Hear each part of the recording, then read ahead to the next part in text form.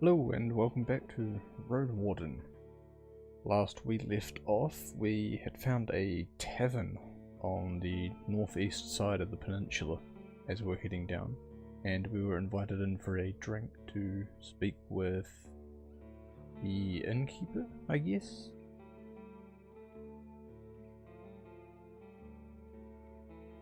Hopefully the plan is to explore the rest of the east side today. Meet up with this witch who might have a healing potion or something along that line.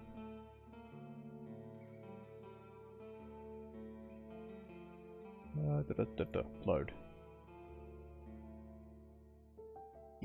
The narrow segmented windows, shutters, let in a lot of light without letting the beasts inside. The air is humid but carries not a hint of putridity. The heels of Foggy's boots makes her steps thunder even though the planks don't creak. "Make yourself at home," she says without looking at you, heading to the trapdoor in the corner. "I'll just grab a little something." Your ears catch the screeches of hunting birds and the wind that leaks in through the windows, but other than that, the room is quiet.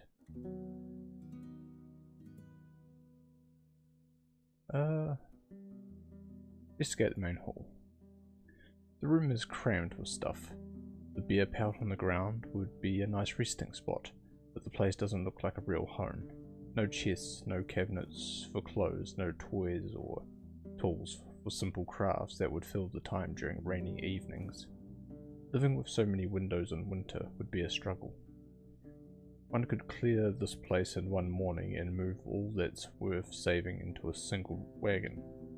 The only things of exceptional value are the cauldron, made of pricey steel, and the hanging head of an insect-like monster.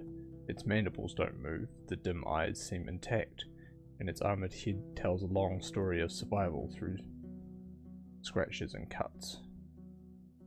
I do wonder if this is like a bandit outpost or something. Like just well disguised. Where does the ladder lead? You climb up the simple rope ladder and search the attic. It smells like a haystack. The floor is covered with animal furs, bags and clothes. There's a soul sitting in the corner, a bearded man in his 20s, who has only the right hand, though unlike the tavern keeper, he has the rest of his arm. His sleepy eyes observe you without a word. After he greets you with a nod, he starts to pull on his boots. Okay, what's in the basement? The meager light hinders your view. There are dozens of barrels, sacks, stone tools, bowls, and pieces of roasted fish or bird meat. Foggy notices you, but doesn't say anything. She looks for something among the bunch of bottles.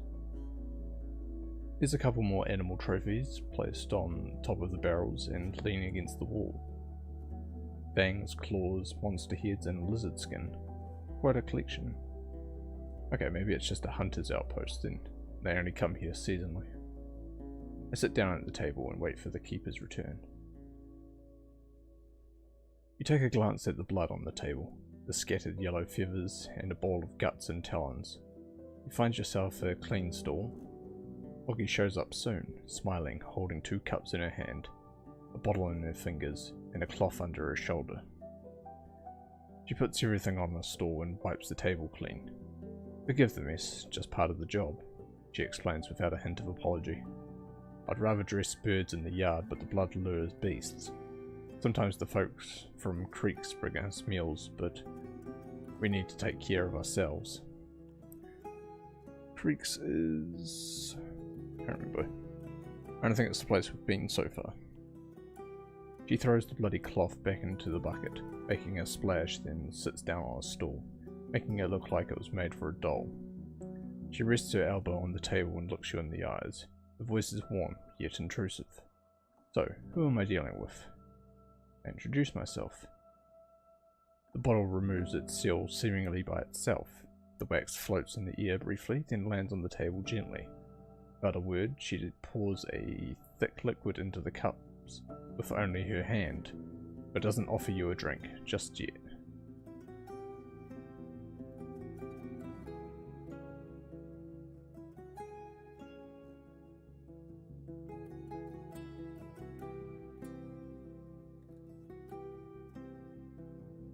Hoping to find work. If anything, I can always carry a message. Your grin makes you think of a hungry wolf. To me, you sound more like a mercenary than a road warden, but we speak in the same tongue. You'll find some work around here. She cracks her knuckles just by clenching her fist, then relaxes her hand and observes the fingers. I may have a small job for you, love. And the boys outside want to hunt. Ask them about it if you want to join them. Just be sure you have something to defend yourself with. She points at your chest. Your jacket could use some work. Bion from Howler's Dell uses spider silk. She's like a mage with a needle, but the folks at Gale Rocks can also deal with some repairs. But I haven't seen any shield by your saddle. Better visit Gale Rocks and buy yourself one. She leans back, relaxed and confident. Our one now. Go ahead, enjoy your drink. You raise the cup to your nose. You smell flowers, yeast and hops. The liquid is golden on the edges, but resembles red amber in the centre. It's as thick as a herbal medicine. You take a look at your companion, seeking a hint of what's expected of you. In some places, people gulp down their mead, but your vessel allows you to appreciate the aroma. The huge keeper smiles and takes a sip. You follow her lead, allowing the drink to pass your lips. Oh jeez, it keeps going. The scroll. It's warm, adding none of its subtleties. Drinking mead is a never-ending conflict between holding the taste in your mouth and saving yourself from tormenting sweetness of honey. Yet the flavors of flowers are just as present, too difficult to capture just yet. Foggy leans forward with an elbow resting on the table. Well, for me, it's a lazy day. At least the rains spare us, so nicely holding off till evening. What's the story behind this place? It can't be more than a few years old. It's our third summer under the roof of Foggy Lake, but the palisade is older. Used to be a camping spot for the bird catchers from creeks. And there are fish here that don't swim in our streams. When we were but newcomers to these northlands, we were hard to bend, but the beasts got used to us with time. A melancholy crawls into her eyes. She observes the mead in her cup. Every year or so, we add something new. The rocks for a campfire, some stools, a fence, a firewood shed, a boat. At one point, we bought the lumber from White Marshes and built a cabin, like the one at the Eastern Road. More folks started resting here, even traders from Gale Rocks and Old Pagos. A fine spot for an inn, eh? Her smile is warm. I'm building my home from nothing, you could say, and it's not the first time. How about you? Does any of it sound tempting?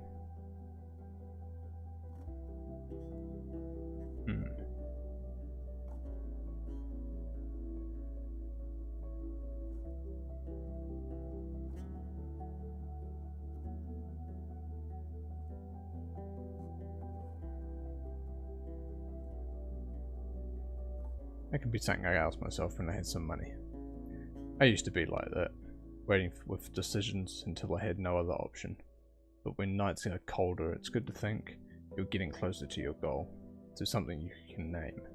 Her eyes turn absent. How do you stay safe from the beast? You're completely open from the lake. Quick legs, love. Her brief yet thunderous laughter makes you flinch. We don't leave any food outside, but our cauldron smells. Every now and then something scary shows up. We lock ourselves in here for days if we have to. Our windows help us keep an eye on the yard. Better that than leaving the hamlet to goblins. You mentioned that having no wall from the lake side is quite a risk. She nods in agreement and takes another sip. We don't bring children and old folks around, but this part of the peninsula is not so bad, at least in sunlight. Not much food growing or running around, unless you can live on fish and birds. And the folks of creeks are great hunters, the greatest around. But isn't there a harbour in the city as well? How do you keep the creatures away?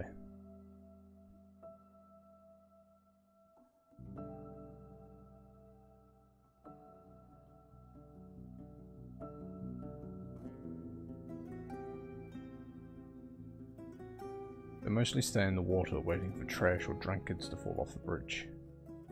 Chilling. One day we had such a thing here. During our first summer, 2 adventurers got drunk and went to watch the lake after dark. We'll hide if anything shows up, they were saying. In the morning, the water is red and their rags were covering the rocks. Any interesting beasts you hunt for? Oh, I hunt for nothing, she smirks. Not since I lost my arm, and the boys outside are not made for it either. They've no drive to fight, you see, and grow up to be wimps.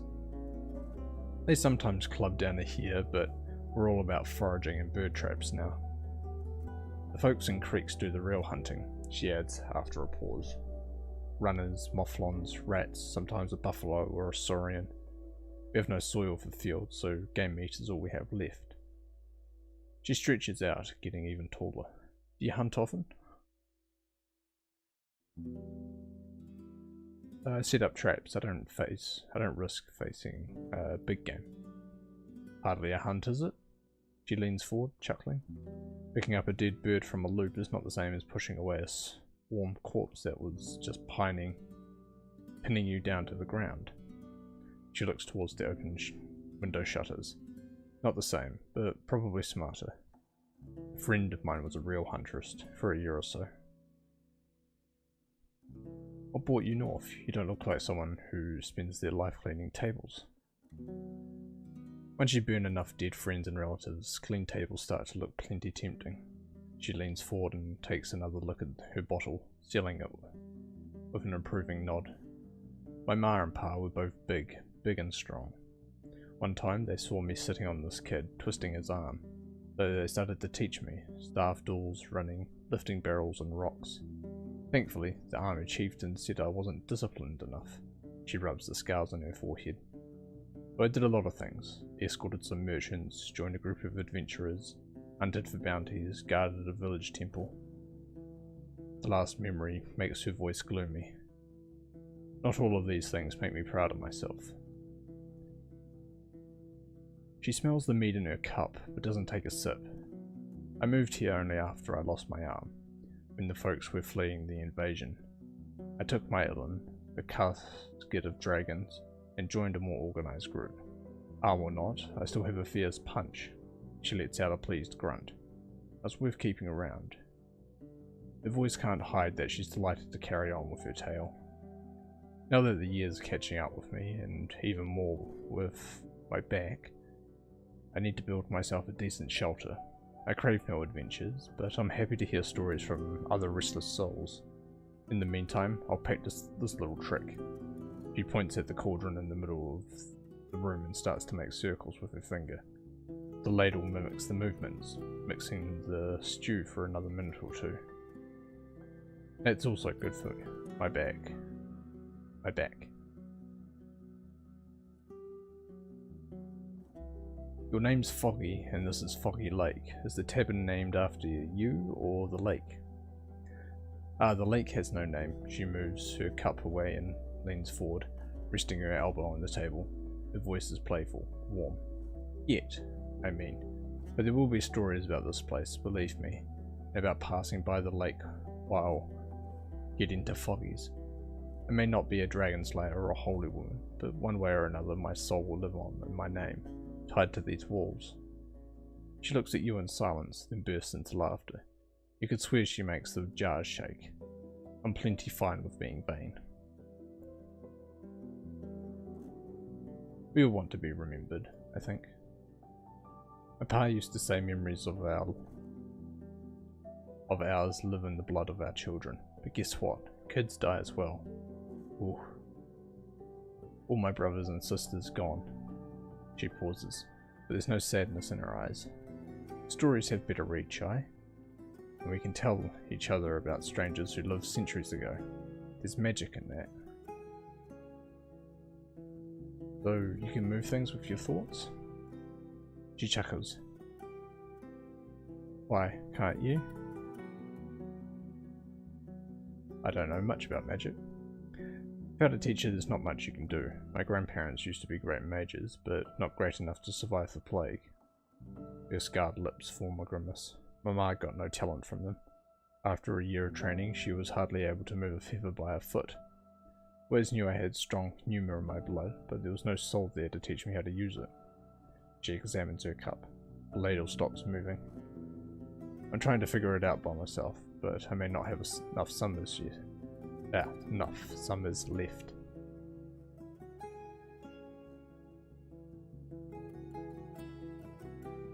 What's going to happen next? Will you build a real wall? Why not? Then grow my connections in the villages and buy more hard drinks, build another shed, a cabin, even hire a private warden for these roads, you know? For my guests. She sips from her cup, looking at you. But it's all in the distant future. We, at Creeks, need to take care of the eastern route, clear it for the traders. Without trade, all I have is the locals, and they don't even use dragon bones. But why do you care, dear? Are you planning to stay around? Stay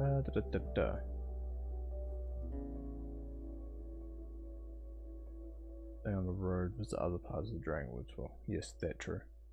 I want to stay here for a few years. This smile would suit a bear. If you know how to use that axe of yours, you'll be more than welcome. On this side of Hag Hills, we need folks who can handle themselves, no matter if they're road wardens, mercenaries, or guards, not just soldiers. She chuckles. Then to be into some expensive drinks. The pricey ones are gifts I received, or treasures I found when I was young. Also bought a few. I like to offer something unusual to the wealthier, or more promising guests. She tilts her cup. I dabbled with some recipes myself. I've plenty of brewing tools, though I can name maybe half of them. Still, from ales to hard drinks, I've had some successes. Hey, what's up with your arm? She leans back, moving her shoulder and chest up and down, as if she's having a soundless chuckle. Not one I'm going to share with a newcomer, dear. Stay alive for next autumn, and I'll open a cask of cold cider and tell you quite a tale. It has treason, treasure, monsters, and dark spells. But I'm way too sober for it now. She grabs her cup. Her wink turns into an awkward blink. I must say, love, I rarely meet folks with that many questions. She gives you a warm look. What hides beneath them?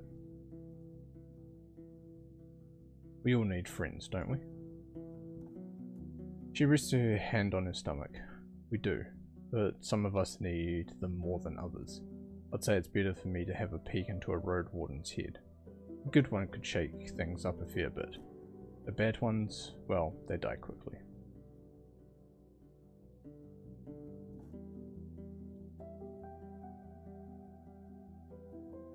Ooh, flea coffee. What do you have for sale? Now you're talking, she grins. Well, I could serve you some of my cooking, not food rations, mind you. Eat what we can save for the winter. Let's say you give me a dragon, and in return I'll cook for you 4 times. You won't need to ride up when you're hungry. You just need to ride up when you're hungry. And other than that, you won't take any wood or stone. Are you? Seeing you, or a shrug, she waves it off and heads towards the trapdoor. After a minute, she shows up with a sack that clangs after every step. I can sell you some scraps. She pulls out a couple of iron clasps, nails, and broken steel blade. All value trash. We found them while foraging. We don't have a furnace in Creeks, but you could sell these bits and pieces to someone else. She observes you for a moment, then shrugs. Let's discuss the price. Have a look. Iron scraps for 6. Could probably sell that to the blacksmith kid. Looking for Asterion, previous warden. She looks at you for a longer moment without the slightest movement. And why do you think he's here? I'm not saying that I do, but maybe you know where I can find them. Ah, I misunderstood you. She shakes her head and leans on the table. I don't know his whereabouts. He didn't tell me a thing more than I needed to hear. When was the last time you saw Asterion? She glances at a window, the same as the others in the late days of spring. We were waiting for his return, me and all the villagers. Then moved on, have no idea where he went. All the villagers, you say? She turns towards you with the fierceness of a bear. That's what I said. What can you tell me about him? She rests her only hand on her stomach, which you identify as her version of crossing her arms. A customer and an errand runner, what's there to say? Your additional questions don't get any more answers. She brings up the man's look and equipment without adding much to what you've already learned from Tulia. He was paying with dragons, really bartered, she added. That's what city folk do, seeking riches, then locking themselves in a chamber, prisons of their might.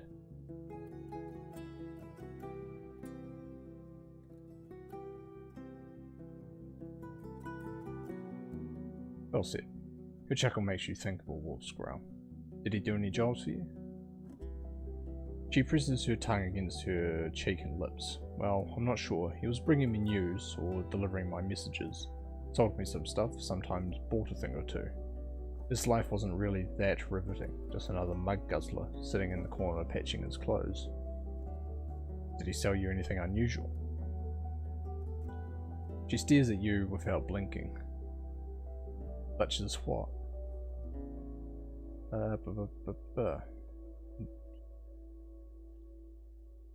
Let's see. Something that hints to where he went, something that he found in a weird place. A weird place? Such tales stay between me and my guests. She nods towards the wall that separates you from the lake. This place may be open, maybe too open, but it guards secrets just fine. Return to it later. Looking for work? She grins. I somehow doubt you're here to forage for me, love. Not that I have any room for another soul. Let me think. She runs her eyes over the shelves and trophies, but it's the rocks surrounding the fireplace that catch her attention. Folks at Old Pagus are weirdly quiet. They were supposed to drop 2 wagons of rocks at my place. Can you check on them? Just find out if they're fine. You mentioned the payment. It won't take much work from a rider. You can get there and back in less than half a day. Just ride west of here until you get to the crossroads, then another one. Turn west again, and you'll find the village. I'll give you, let's say, a dragon bow. You mentioned that it's not that much, but she waves it off.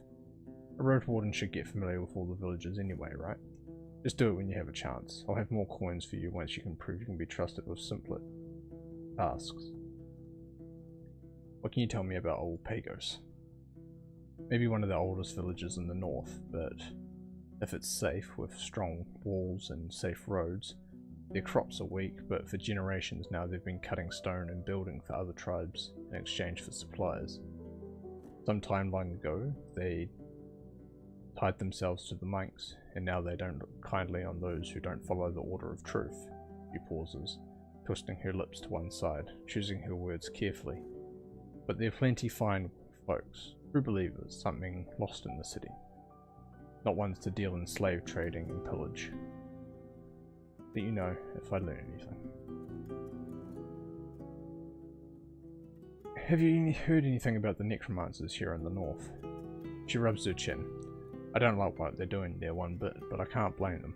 The folks at White Marshes struggle, and they don't know how to protect their kids, their elders. Arentius, their priest, cracks his shoulders. A quiet man, but preaches like a zealot. Always looks like he's on the verge of crying. She opens the door with a wave of her hand, letting in some fresh air. She looks at the lake. They used to trade in lumber. Those from Marshes, until Howler's Dell started selling their own trees for better prices. Trade to Marshes died, and so came the hunger. She looks at you with an unclear grimace on her lips. You may judge them, but at least their preacher gave them hope, even if it's tied to black magic. The bandits.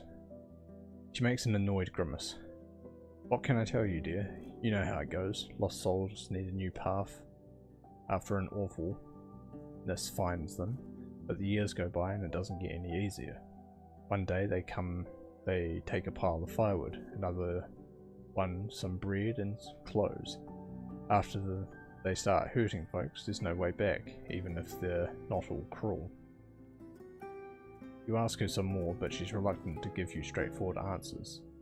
You don't have to worry about Balsier's band. They hunt. Sometimes they take this or that, scavenge after folks who get jumped by beasts. But they never try to threaten my place. You're safe here, and why worry? And why would they try to bother a road warden?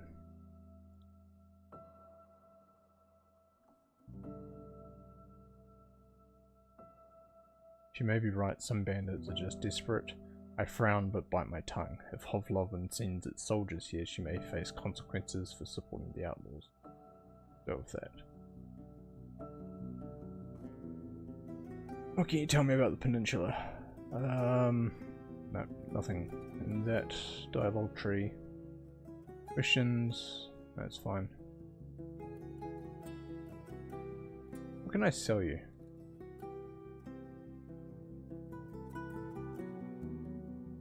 The bronze axe head. It could be older than my parents. She holds the bronze head under her nose, examining the blade. Aye, not bad. Steel stays sharp longer, you know. But bronze survives waves and rains. Maybe later. But 7 dragons, that's a good idea. That's a good thing to keep in mind.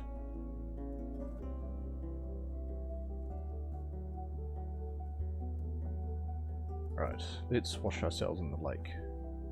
You enter the bridge and move to its edge. Somewhere below you, you notice a glimmer. Hey you, step back, run. Without even thinking, you leap towards the yard.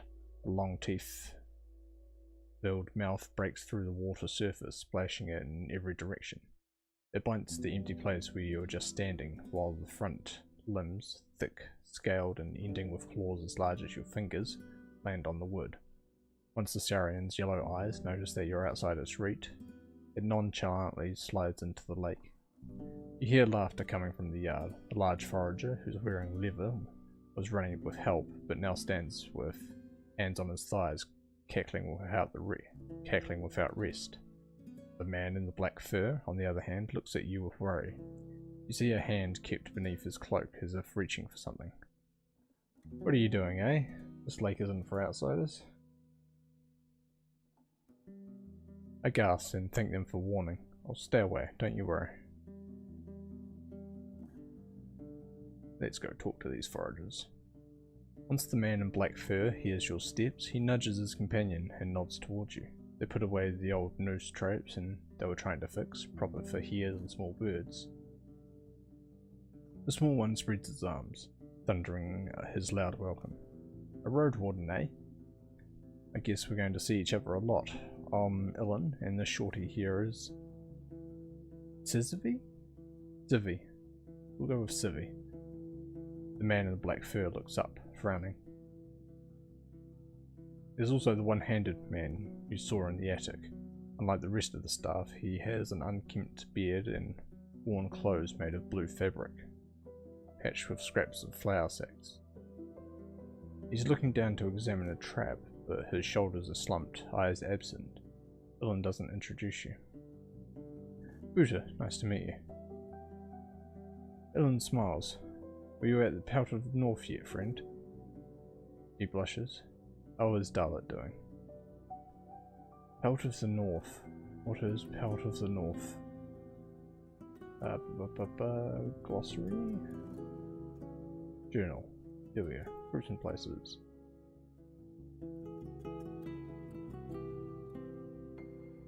Who's from Pelt?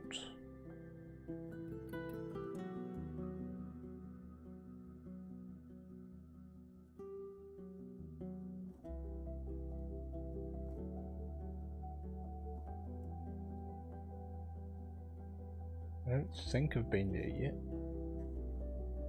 Oh no, here we are. Ah, right, okay.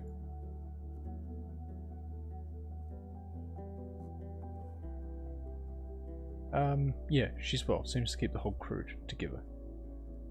His voice gets drowsy. His soul is young, but everyone listens when she speaks. She's always so bored, that one. His smile turns into a grin. Just say hi to her for us. Her boss was looking for hard drinks and healing potions. Wish I could have helped her.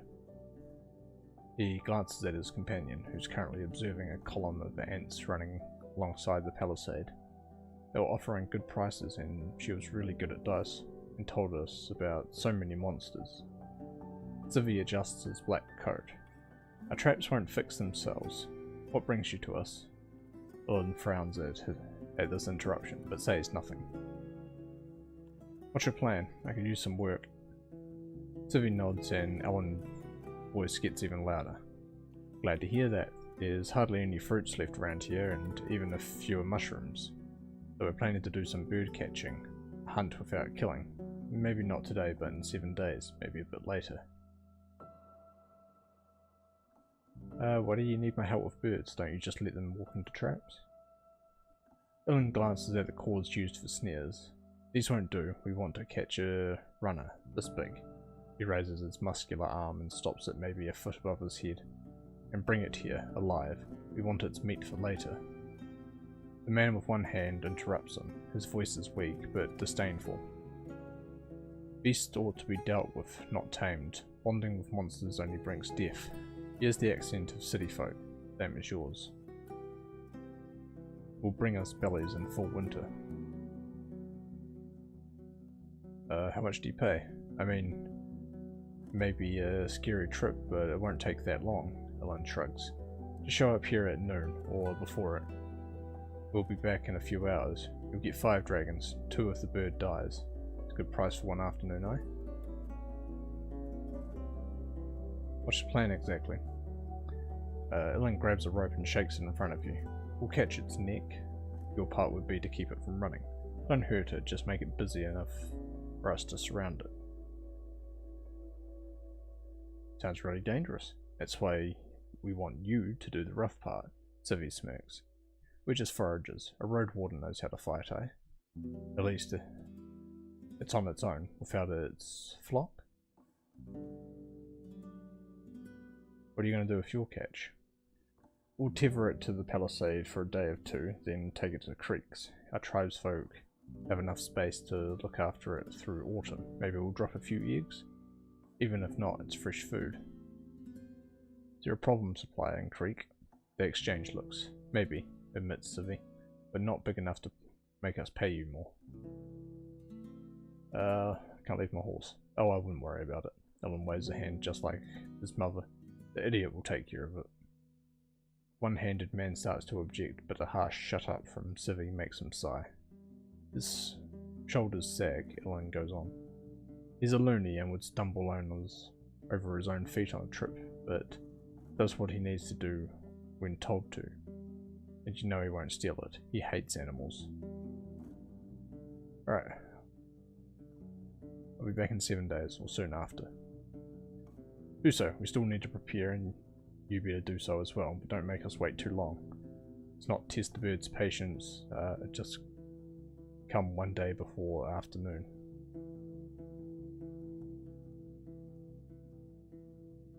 Do you know Tulia?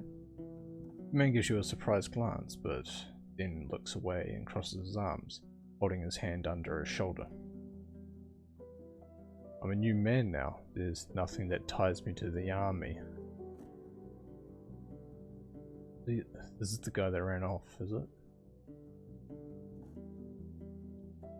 I've crossed a great part of this land, greater than most. Have you seen anything unusual? He takes a deep breath, his voice is close to a whisper. There's a fog in my soul. I was on the eastern road, hungry and sick, praying for the right to send its beasts on me and save me from the pains of living.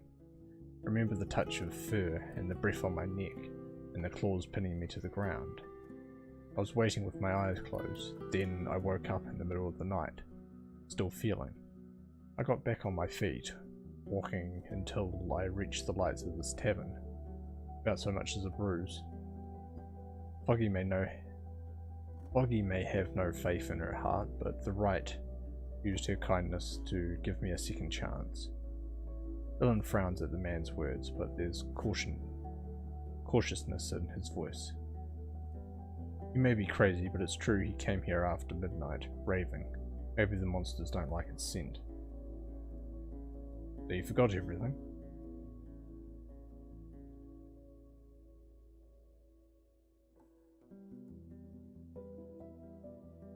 He hides his stump in the palm of his hand and curls up. I've seen a dragon eating a tree, an ape that tore away the head of a monstrous cat, and a wolf without fur that was as quick as lightning. Now leave me alone, evil spirit. Let my shame rest. He's shaking. Let him be, eh? Civvy grunts at you. Nothing wrong about a man trying to forget. Dylan rubs his chin. A furless wolf, friend. I've heard about that one. Our tribesfolk saw it in the heart of the woods. A nasty beast. Let's hope it won't find a mate for breeding. Charges at you like a runner and jumps right at your throat. He touches his neck, though even the hunters stay away from it. Too bad we've no crossbows. He raises his wooden club. Aye, better to avoid the deep woods without one. Do you often have travellers here? Dylan's voice is like thunder. Nah, you may very well be the last one this season. Sometimes a group of adventurers, who knows why, and the southern traders in spring and autumn. Most of our visitors are from the villages, usually creeks and gal rocks. They live goods at our place, or just outside, and my barters in their name with the others. I mean rocks, timbers, furs, barreled fish can wait a few days. I saw a lot of mushrooms at the ruined shelter in the west, a lot of bugs too. You describe them, struggling with naming the shapes and colours, but the foragers deciphered your attempts with ease. Dylan looks at the clouds, nodding with a smile. Should still be getting warm enough to dry them. Thanks, we'll get there soon. What can you tell me about the peninsula? Civvy lets out a sigh. Not much to see here, eh? Aye. Trees, rocks, ponds. Never been in Howells, he starts, but then Ellen chips in. I have, a couple of times. Nice place, kind folks, lots of grain. They have but one trader, Akakios. He pays poorly, but at least he doesn't waste one's time. Gets straight to the point, see? He thinks for a bit. And you're also tall. Twice as tall as he is, he points at Civvy, who frowns and squeaks back at him. Bullshit. You gossip for the next few minutes, but things they share with you are of little use. They end up saying that you should talk with Foggy instead. She used to travel a lot and speaks with every visitor. Alright.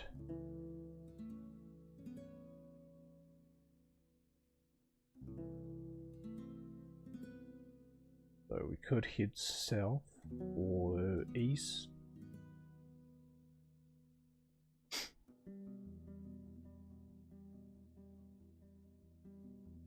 Let's head north, I guess.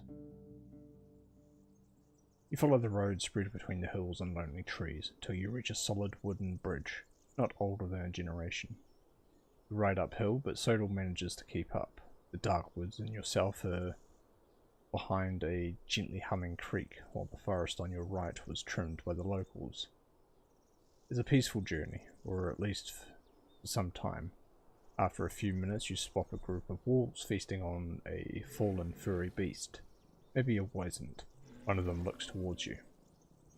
Ride a bit faster.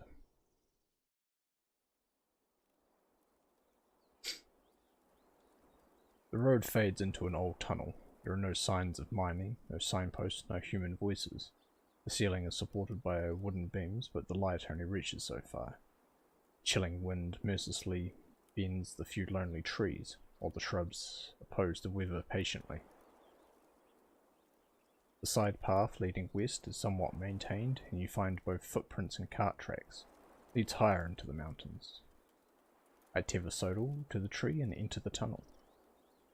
The mount observes the area anxiously, so you stay for a moment to give it a good scratch under its neck and say some confident-sounding rubbish.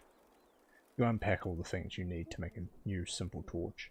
A log, some old rugs, a bit of oil. You grab your tinderbox and sit on the ground for a couple of minutes, preparing the flint and the linen char cloth. Decades ago, before the southern invasion, people used fire starters made of thick steel. But all you have is pyrite. Had that text before. See where the tunnel goes. For a few minutes you follow a fairly straight corridor. The timber supporting the ceiling is decaying, but you don't spot any signs of collapse. The floor is littered with bones and rotting food, most likely dragged here by wild beasts, but there are also signs of soot above you, footprints left on the dried mud. You reach the crossroads and stop in place. There's no sconce in sight, so you'd have to constantly carry the torch, or lose it for good, and it won't last for long anyway. The draft is hardly noticeable, so looking for an exit in the dark could be dangerous. Need a reliable light source. Okay.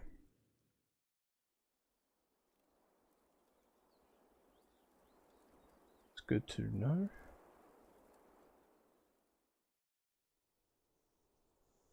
The detour is not as smooth as the main road. A wagon could make it through, but even so you would have to squeeze between some narrow corridors, hoping no beast is going to jump at you from a ledge. You walk, leading your mount with axe in hand. In the middle of the road, after reaching one of the higher hills, you take a glance ahead. Even from here you see the sun reflecting from the ocean. There's also a pillar of smoke coming from the distant west. Maybe a volcano somewhere behind the horizon. But you can't tell if it's part of the peninsula, or maybe a yet stranger land. Once you get to the other side of the mountain, you find a northern entrance to the tunnel blocked by a large bronze gate, so tall and wide you're not sure if it's something you could open with your muscles alone. There's a keyhole as well, as large as your hand.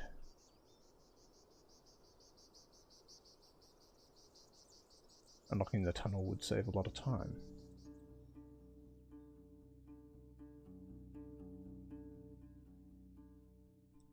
Get a good look at the village from a distant hill. It's torn between taming the crags and succumbing to their whims. The grey boulders are like the rotting teeth of a giant sprinkled around by an ancient spirit. The carved cave mouths are covered with wooden doors. There are only a few windows, and you can only imagine how dark and cold the gouged out rooms have to be. The buildings and walls, made of logs or stone blocks, must be much younger than the caves. The impressive whitewashed keep standing on top of the hill to the west could just as well have been built in the city. Smoke rises from both sides of the wild river.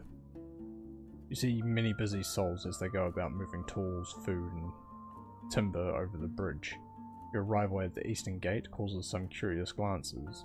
The only person who approaches you is a man who was sitting at a table, discussing something with a few elders.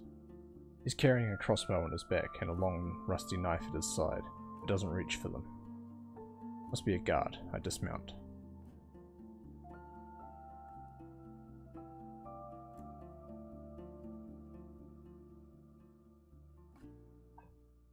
The man has to be older than 40.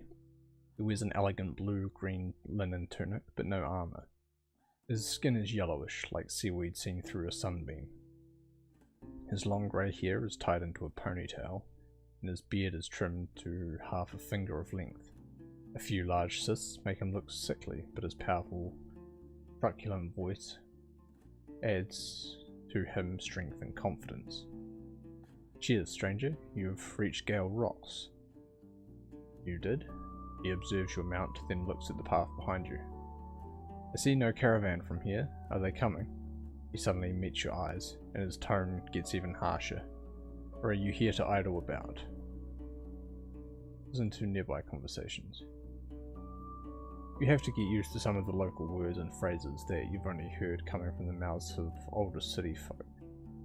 The vast similarities to the tongue of Hovlevin only makes these differences more distracting.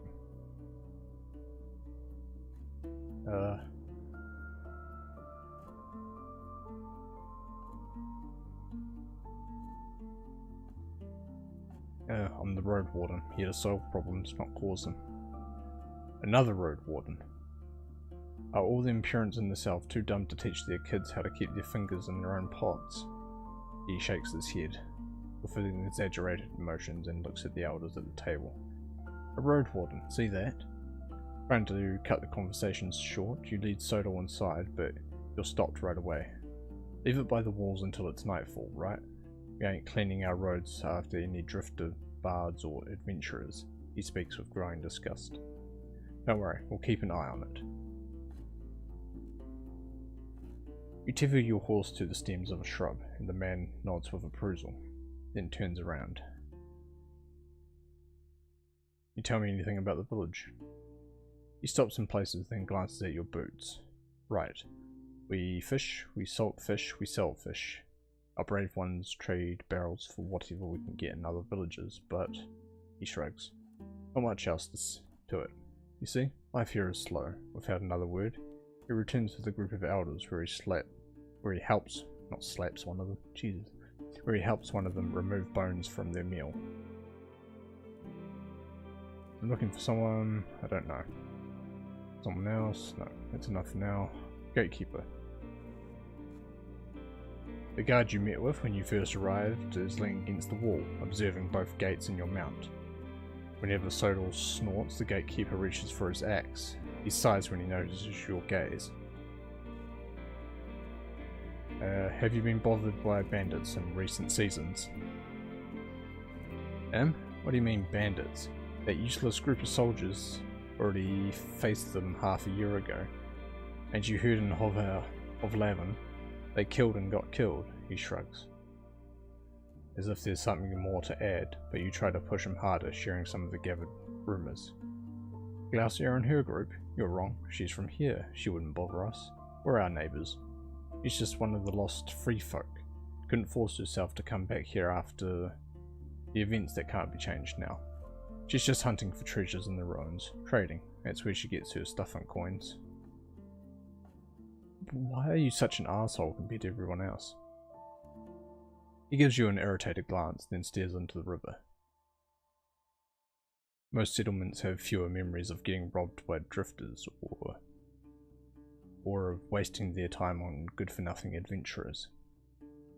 All them free souls think they have a right to our patience and care, as if they're some saviours of ours, each one of them. Well, we've been beating this land for centuries, with rights, help, and the patience of our forebears. If anyone wants our respect, they better work for it. When you notice that getting away with theft must not be an easy task, he answers slowly. Don't get any weird ideas, outsider. It's easy to disappear in the hills, or at the crossroads. We've got to be vigilant, more than our allies, the stonecutters at Old Pagos. They can let themselves be more open to strangers. They have neighbours, gentler roads, and less of a wall to defend. Alright. I think I can know anybody here.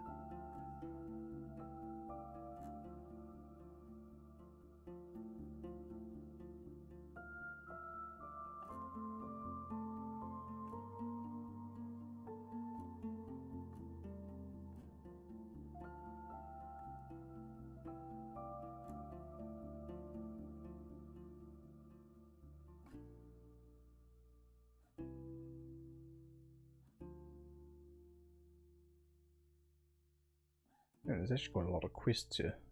Okay.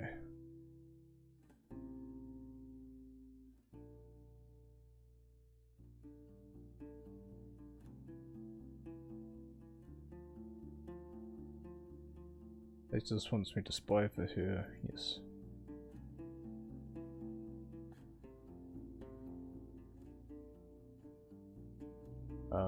I need food to get into that village.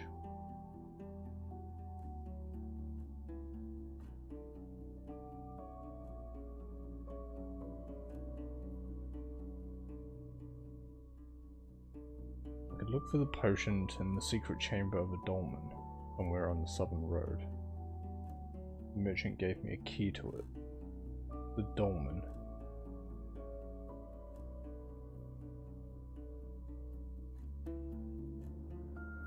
Is it a real word? I just don't know the answer to. Dolmen.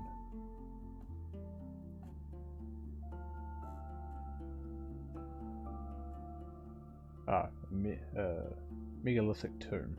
Okay.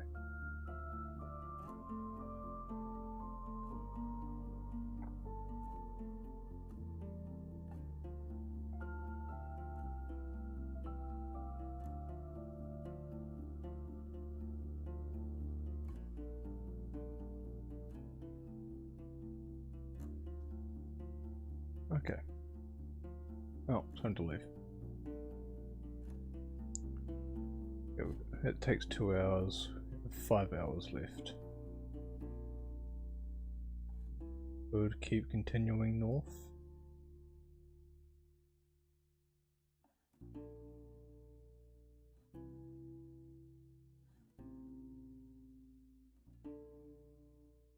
Oh, we'll head back to Foggy. We'll head south, I guess.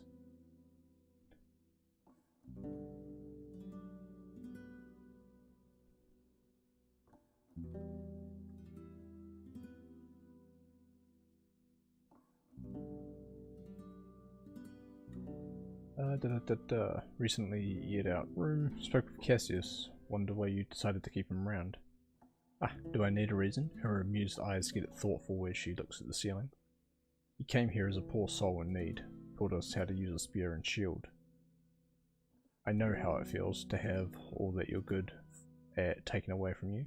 She straightens up and hits her chest with her fists. But I know that new paths await us, with or without the others. Cassius' legs may be buried in despair, but I'm ready to throw him a shovel, once he asks for it. He pauses, then looks through the window, although these fantasies of his won't help him anytime soon. They swallow his thoughts. When's Cassius again? Hey, we don't know. Okay. Go spend a night or two under your roof. She approaches the window from above the table and looks outside. Your beast won't make it easy for us, dear. She places her hand on the shutters. Not a city inn, I don't cook for a smile. And I don't work to feel noble. I allow folks to lie down there for free. She points to the bear fur with her broad chin. But that's about it. If your horse stays outside, it'll lure the beast to us, but if we move it here upstairs, it'll leave its droppings on my floor. She gets annoyed by the idea of that happening. You want to rest here, love.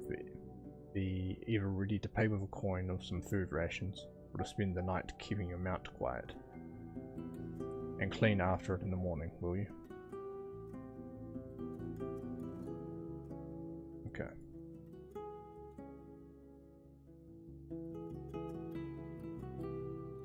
Okay, we can wait. We have 3 hours before dusk. But worth trying to make a move somewhere south and trying to get somewhere.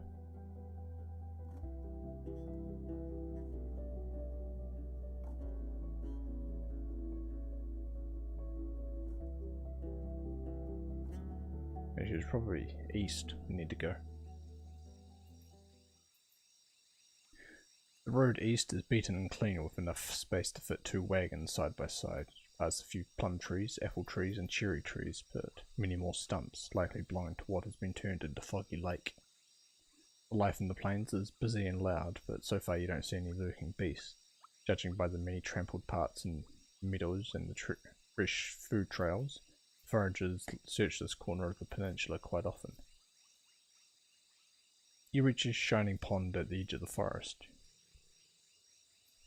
You ride beneath 2 trimmed trees growing on the opposite sides of the path, like columns leading to Right's temple. Shouts and heavy steps prepare you for trouble ahead. 2 shells are circling around each other. One of them is a 4-legged saurian with dark grey skin, as long as your palfrey, but only knee height. It's wandering left and right along the bank, hissing repetitively, sticking its tongue out and then retracting it. The stout monster doesn't look like a born hunter of humans, but its long tail swinging like a whip. For now only threateningly so, but you don't doubt that getting hit by it would likely break your bones. The second one belongs to a brown-skinned man wearing leather pants, a long brown woolen cloak, and matching pelt of a wolf on its head or shoulders, like a haunting hood. His voice is both gentle and scared, and he's stretching his hands in front of him, trying to make the beast stay away as if it's a Molflin. A 3rd shell is right in the middle between the other 2, a creature you don't recognize from a distance, but It is in a puddle of its own blood and isn't moving.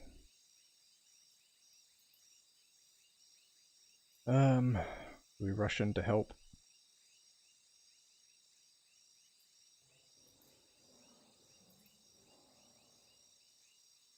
Take a closer look at the situation. You stand up in the saddle to have a better view and realise that the corpse on the ground is but that of a white ibex. The man, who acknowledges your presence with a nod, speaks with a hint of playfulness in his voice, asking the Saurian to be so nice as to stay away. Then he turns towards you and points at the prey. "Friend, lend me a hand, will you?" trying to seize it. As you dismount, the Saurian takes a step closer to the pond. "I don't think your ibex can be helped, stranger." He tilts his head, then lets out a chuckle. "Nah, not mine. Was a kill, and I'm not a beast breeder." He points at his hat, as if meant to be proof of something of the sort. The brown mouth resting on his forehead is quite distracting, but there's food in the middle of the road. How can I look away? This ibex is our destiny, friend. After a short pause, he whispers, "Say, do you have any fruit in those sacks? Throw some at it."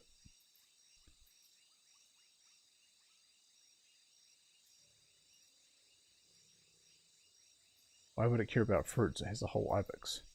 "Just trust me, he grumpily whispers.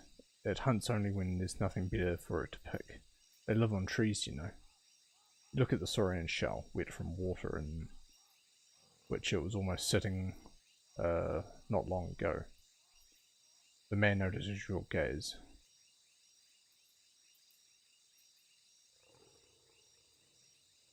"No way a few apples would work."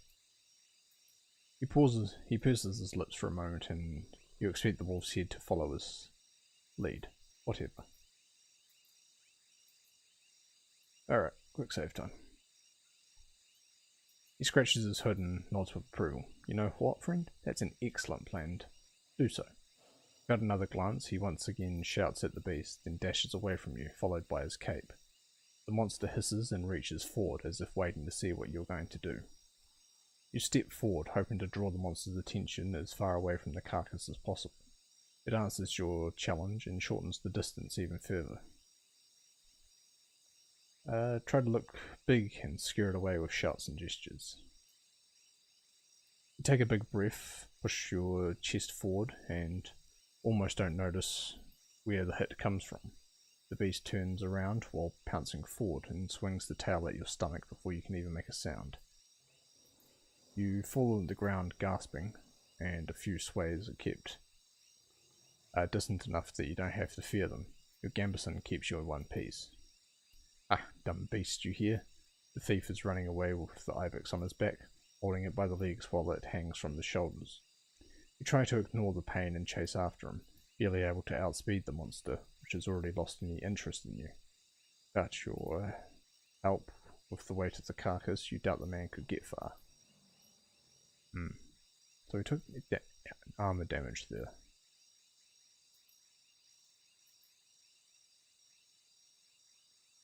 Let's try to wound it. You reach for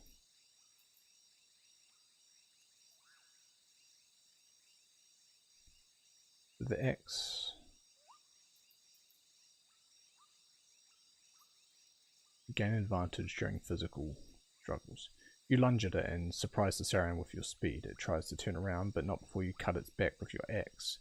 You even try to step on it, but to no avail. Hissing in pain, it simply gets up and flees into the water, disappearing beneath the surface and leaving a trail of blood behind. "Ah, dumb beast, you hear?" The thief is already next to the ibex. Wait for a bit, observing how the beast swims with ease, though it's headed to the opposite side of the pond, instead of staying in it. "That was risky," the man chatters. "You sure have a blade better than my garbage here." He shows you his club, a nicely shaped plank embedded with blades made of black glass-like obsidian. It looks more sharp to you. "Maybe. I still wouldn't like to be hit by it." He gives you a shining smile. "Aye, you can chop off a head." He points at his neck. "But it's hard to land a strong hit. Well, I'll grab it by the legs, you by the head. You tell Sodal to run ahead while the two of you carry the carcass, leaving a trail of blood behind you. The road leads slightly uphill. You pass the pond and approach the woods, even from a distance seeing the distinct trail leading between the trees. Not a garden in this forest, the man speaks briefly, gasping from the burden, but not too dark, and cats are but few. Boars are there though, and gargoyles. Better not to go too deep. There are no roads there. His face is not much older than 20, shaved with great care, cleaner than even among the city folk. While his hood and heavy cloak mask his figure, he seems well fed and healthy. We're halfway there, friend. Creeks is a gorgeous place, you know. You'll love it. I'm sure I will.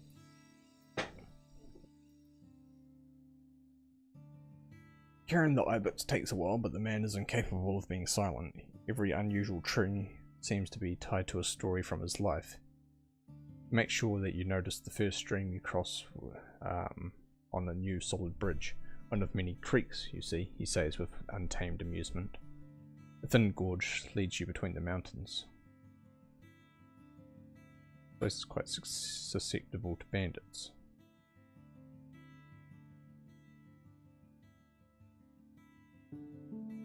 You follow the trail of shouts and laughter. 7 people, about 20 years old each, are gathered at the wooden bridge, leaning against the railing, bathing in the stream, lying on the grass. Pieces of clothing, made of fur and leather, are spread about next to the cudgels and throwing clubs. Once the sound of hooves manages to break through the chattering, the curious young eyes, untouched by wartime, turn towards you, and an excited whisper spreads. The shells are proudly displayed, and the confident smiles are both inviting and challenging.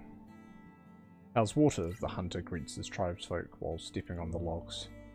"Gentle and warm," says a man resting on his friend's shoulder. "That's a nice ibex." There are paths heading in many directions, but the main road will take you uphill. There's no reason for me to be embarrassed. I look at them. The light dances on wet here, both their heads and crotches, luring your eyes just as much as the revealed chests and muscular arms. You have interrupted not just their bath. The soul who's speaking with your guide is embracing another man as he's sitting behind him, while another of the women is keeping her arm around the waist of yet another man. You hardly see any wounds or marks caused by sickness. The harshest days of this group are still ahead. As you move your eyes from one person to another, they greet you with kind nods, but you notice that their eyes are focused on your rugged clothes. Once you step off the bridge, the hunter chuckles. "Seeking warmth, eh? Don't worry, we're not that obsessed with outfits." The wolf's head bounces as he speaks. I nod to the group, then follow the man. The palisade is as tall as trees, but being placed right on top of crags makes it look impassable. "What? Why is the gate closed?" The hunter turns to the watchtower and repeats his question, only louder. "Maybe called Ela? Too blind to see we have a guest, eh?" A hardly visible guard with a female voice leans from the tower. "He's coming, Howler. Relax." Her shouts hint no patience towards him. The youth dying in the woods after the bath. Why wouldn't we close? "Who's Ela?" I whisper. "Just my brother." He gestures for you to ignore it. "And I'm Ephraim, so thanks to our parents, folks keep mistaking our names. But Ella has a stick in his ass and is as boring and nagging as a legless donkey." The soul from the tower hides again. The gate opens. Sparse clumps of grass survive only at the edge of this spacious yard. A few onlookers, wearing working clothes suitable for their hard labour. They're carrying tools, planks, logs. They're next to a large building of unusual shape, either a temple or a house of gathering. Makes you think of a cabin that's been getting larger over the course of years, and with the section in the middle being darker and more crude than the outer ones. A slightly overweight man is standing in front of the building with open arms. "Welcome to Creeks, friends." His voice and eyes are gentle, but there's vigour in his stance and gestures. Ephraim was meant to hunt, but I see he brought not one but 2 unusual creatures. The hunter rolls his eyes. Don't embarrass us with this prattle. He raises his voice and fills it with bitterness, addressing no soul in particular. And maybe ask someone to help us with this ibex. It's our shared catch. He points at you. Now I want to know to whom we are grateful. Elin nods towards you. While I introduce myself, I observe him more closely. Being close to 30 years old, he's one of the oldest souls around, just like the other villagers. He has clothes made of animals, not plants. The leather pants and jacket are humble, but the shoulder cape, reaching from his neck to elbows, used to belong to a yellow elk. His brown skin is darker than that of a farmer, and yet you look at the outreached hands. They carry the marks of being cut by tools. And I'm Ela, the carpenter. He takes a step forward towards the fruit trees and invites you to move forward. Like most men in the village, he's cleanly shaved. How about I show you the rest of the village? It may be humble, but it's as beautiful as a blue starling. This is friendly or playful. I think being friendly to the brother would be a better way to go. Thanks, Ela. That sounds lovely. As he grins, you notice his unusually white teeth. He moves with heavy but enthusiastic steps. It won't really take that long, but we have quite a view. I swear, interrupts the hunter. I'm not carrying this ibex to the kitchen. Someone call the cooks. After dropping the carcass on the ground, he springs away, fretting at the blood on his hands. Let's take a stroll then, says Ela as he leads you forward. Your mount can drink at the creek here. Come, Sodal. You tether your mount to a tree next to a drying laundry. Ela points at the land behind the bridge proudly. A newest addition to the village, the hunters grow old, so we are taking steps away from meat and fruits.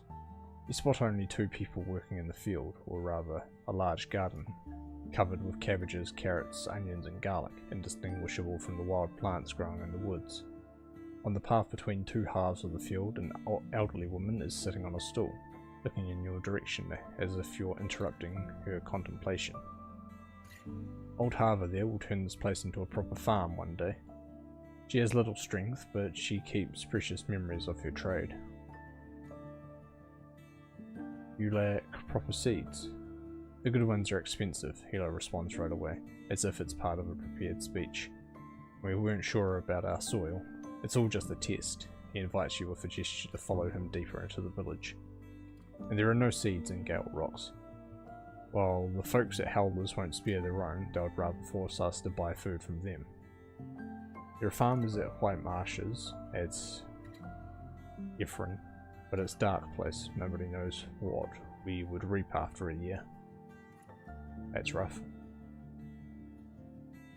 The bonfire spot is surrounded by logs that were cut into tables and stools.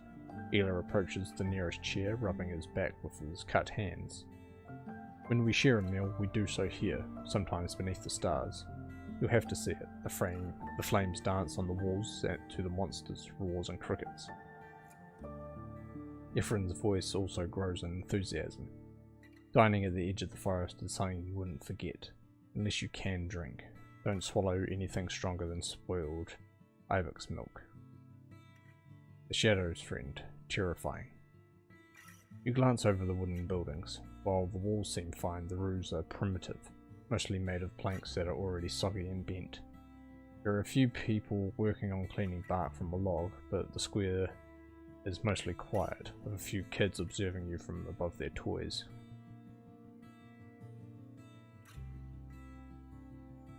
Must take a lot of wood. Not something we need to worry about. Hela shows you to look around. We mostly burn what's left after sawing and construction, gathering fuel for a few dozen days. Some of us think they can learn woodworking all by themselves, Ephraim says mockingly, so we waste a lot of wood, at least, and we can roast meat on long sticks as we sit here. We already have results. The carpenter moves his hands from the chair to his stomach. Everything you see here, friend, was built by us and our elders. How about I show you our old forest? Is it far away?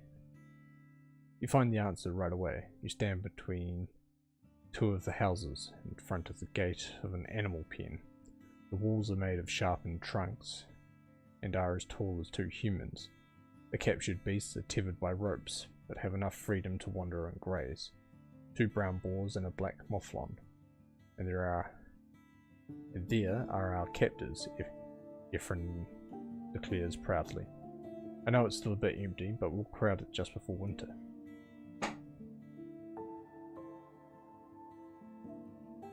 Are you going to care for them in winter?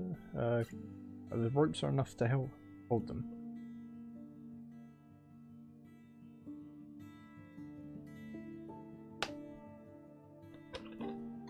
Both men look at the animals with renewed curiosity.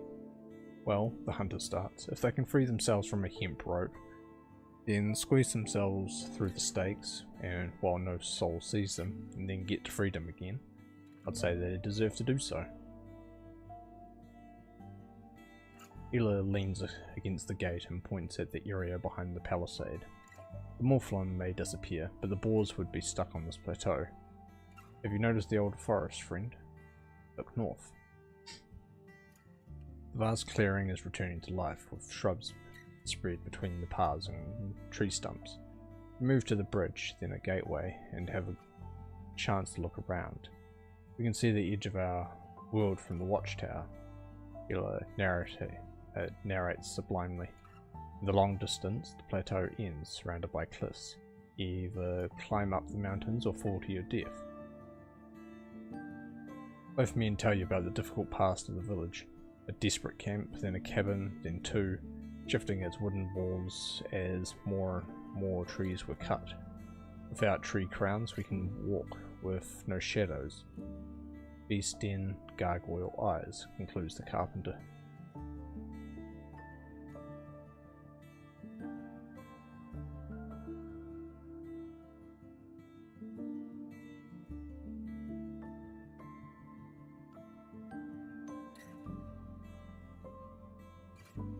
Is it really better than a forest garden? It would produce much more food, now I only see berries. You hit the heart of our worries, friend, Ela admits and is interrupted by the hunter quickly. We did what we had to push the beasts away. They don't feel safe here and don't seek food on the shrubs as they would on trees. Ela tells you there's one more thing to see, and as you walk away he returns to the matter at hand. The animals keep their distance now, at least in the meadows, so hunting them gets difficult. And meat with hardly any mushrooms and herbs gets bland. Forest garden would solve the problem, sure, but we don't know enough to even start one. Hence, a field of berries. He taps his stomach. First we need to learn how to feed our children. We lack strength and skill. Ephraim looks at you, but we have time. I nod. With time comes opportunity. You reach the edge of the village. A cliff as tall as the wall. Beneath you, two creeks meet each other and form a gentle river. These are the trees we use to learn more about woodwork. Ela is smiling as he leans his back against the wall of a house. We plant new ones, but we'll soon have to bring wood from further away. Give the saplings a few years, or however long they grow. A decade? And this is the point where I leave you two with your boring tree talks. Ephraim points at you. See me later if you need. I'll be around. I really hunt alone. The carpenter watches his departing companion with genial eyes. Well, there's work to be done. A new chair awaits me. He leads you to a humble working station, placed at the edge of the square. The tools you notice are very simple, if not primitive. We don't have to talk about my trade, Buddha. What brings you to us? Alright, bandits. He makes an awkward cut with a chisel and lets out a silent shit. Quiet shit. Then starts to rub the plank with his thumb. Bandits, you say? Soldiers from the city have already taken care of them. Asterion. He holds his work and looks at you with an exaggerated frown. That's a weird question. You're the first Roadwarden I've seen in, well, this season, I think. Did you check the western villages? You'll get to Howler simply by staying on the road. His right hand, still holding a tool, is now squeezing his stomach, gently.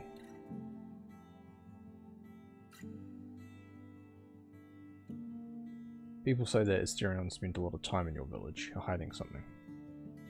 He adjusts his shoulder cape and clears his throat with a grunt. People, eh? Well, there's some truth to that, but Asterion isn't here, and we don't know where he is. Took our coins, but not for fair labour. He moved wares to other settlements, patrolled the roads, he escorted an old woman to a druid and back. Did you know you can get good prices for iron at Howler's Dell? But it's even better at White Marshes? Seeing your look, he turns away and rests his elbow on his workbench. His plans are his own problem, and I've no reason to believe he wanted to be found, nor can I help you. This village isn't much older than you are. What's its story? He proudly raises a carving knife and gestures for you to look around. It may be a young village, but there's a lot to say. What his story is, bloated with names, relationships, a step-by-step description of growth of the settlement, and bothersome creatures, you get the gist of it. Settlers arrived here 25 years ago, soon after one of the 10 cities had fallen to the southern invasion. Most of them came from the capital, while some joined them along the way. They soon came to realise that none of the villages had enough space or the will to host a few dozen refugees. The folks of Gale Rocks used to have much kinder attitude towards strangers than they do now, and they offered the newcomers to stay at the beach behind their village. Yet there was nothing for them to eat other than what they caught in the salt waters. They soon started their search for a land remote enough not to compete with the locals, and with the help of kind folks from Gale Rocks, White Marshes and Old Pagos and others, as Ela vaguely states, they received enough wood and tools to turn this scrap of plateau into a clearing, then a camp, a hamlet, and finally a village. Try to pay attention. The tale is assisted by walking around the village, introducing you to the original settlers or their offspring, and showing you some of the treasures displayed in the House of Gatherings. A unicorn's horn found at the heart of the woods, blue rock that's shaped and hollow like an egg, it's darker inside. An arrow that hit a fry tape in the eye and knocked it down. Behind each of them there are names, stories and memories.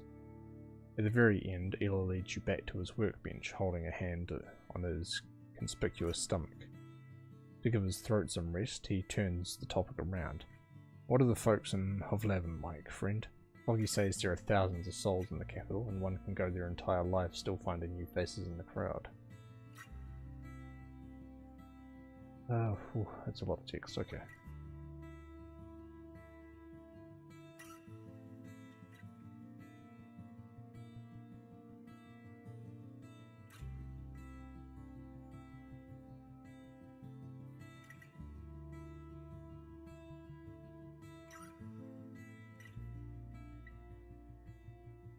People spend time with their families and close friends, especially the ones they work with. They are close to each other, but no soul knows what happens behind closed doors.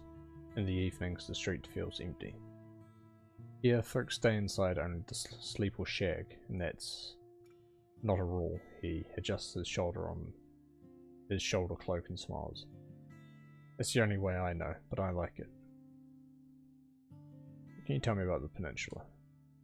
Our tribe won't be much of a help here, he admits, while judging the harsh surface of plank. It was our parents who did all the travelling, and while we were shelters just set at the side of the roads. There's this ruined campsite west of Foggy's. It makes a small circle on his map, or you could go south to a cabin our elders built. He makes a larger square. It's halfway from here to the river. Take a look around and see what's their condition. If there are any beasts around, you can handle a few small creatures, can't you? Pay. It depends on what you're about to do. Tribe has put a few dragons. To confirm his words, he enters a nearby house from which he picks up an old wooden case, crude in shape with an unsightly engraving of a three-headed hydra on its head. Inside it you see maybe 24 dragon bones. Let's say you'll get a dragon for any news about cleared or blocked out areas, and more if it takes real effort from you.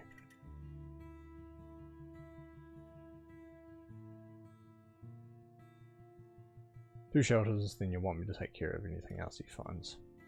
He laughs, but not with his eyes. Forgive me, friend, but you don't sound like someone with much experience behind them. You're nothing like a Styrian. He took pride in his self-reliance. Alright, whatever. He flashes you a wide smile and pats his stomach. You won't regret this. He then throws away charred wood, returns to his stall, and looks for his tools. Dust foxes are gone. Dust foxes, after he meets your eyes, he carries on. I don't know what that is. You describe their looks and the threat they present as Eli observes the clouds, sometimes asking you to explain more.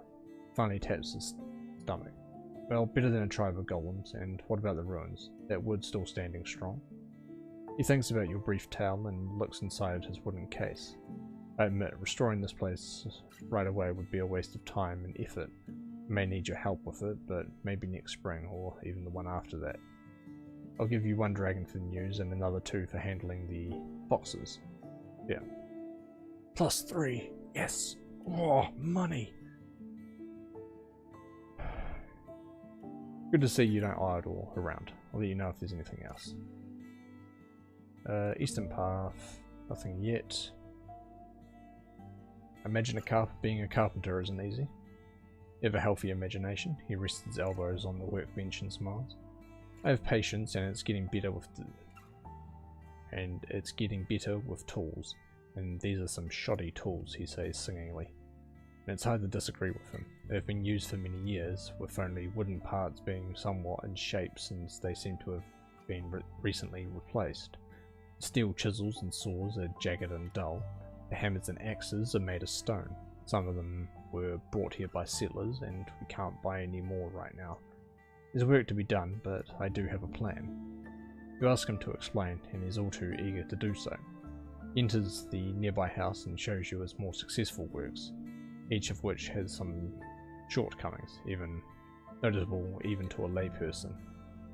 A bowl engraved with fish was poorly planned, with animals too large to fit into the entire space, and so part of it is blank. A simple relief of 2 naked people in their embrace looks almost believable, but the legs are in one case too long and the other too short. One chair has a broken leg, and the remaining 3 show that they are a bit too ambitiously shaped and got dangerously thin. The chest seems fine, but equipment sticks out of it, and the man acknowledges that he wrongly estimated the required size. So you want to be an artist? Better, I want to turn pots, cups, weapons, cupboards, everyday stuff into things of beauty. Seeing your look, he pats his stomach. I know I'm far from mastering it, but trust me. These are so much better than the ones I did this winter. And I only started 3 years ago. His pride makes him look even larger, especially in the shoulders.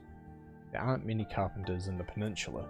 Folks do things for their own use, but I'll be a specialist. It's the city thing. Foggy told me so. Not just a jointer, but someone who does only a few things, but better than others. The tribe supports me with food and time, and I pay them back with dragon's bones and prettier houses. When he leads you outside, you start to share some of his excitement, but most of it dwindles away after you sit down at his workbench again, on wobbly stools surrounded by broken planks and cruel tools. Wooden lantern. Dreaming of caves and treasures, he glances at the nearest pile of planks. I should have some glue and leather to spare, but making a lantern would take me half a day, and I've got a lot of sawing ahead. He points at a broken chair behind him with his thumb. Maybe another time.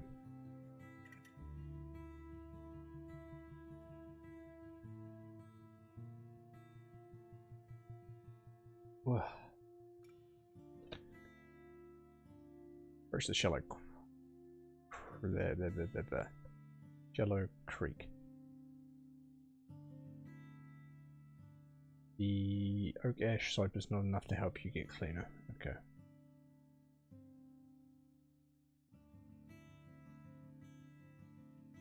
Go and check the farmer. You follow the path between the fields, witnessing a one-sided conversation between old Harver and a barely adult man. She orders him around, pointing at various plants, criticizing the sight of weeds and addressing the fancy clothes he's wearing. He observes his red-dyed boots and lets out a relieved sigh after your arrival. "I'd better change," he mumbles and heads to the main square. Step out of his way. The woman bears you a wry glance and turns away, focused on the struggling vegetables. She's the only person in the village who wears clothes made of plant fabric, but they're all weathered and covered with decades-old patches. Her hands, clasped behind her back, are constantly twitching. I don't think she really cares about anything like that.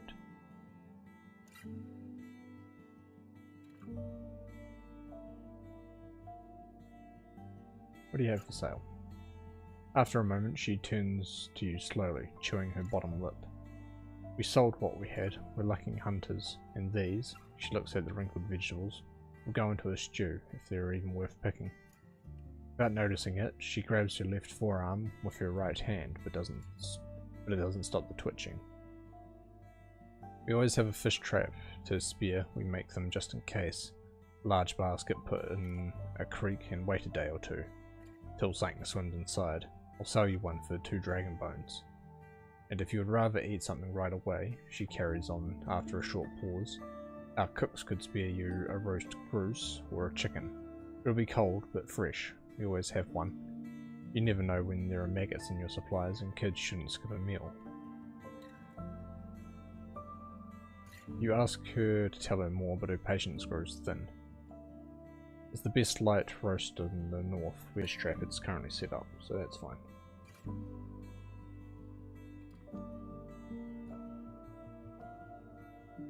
I met some annoying howlers. Do you have any earplugs? Her shoulders flinch, but will that work? They can break the skull of a deaf shell. After you shrug, she looks at one of the farmers who's wearing mufflon fur. "Give me something good to eat and I'll give you a few tufts of thick wool. Put them in your ears, then wear them under a tight hood." I don't think I do have a ration to spare currently. No, we're pretty low.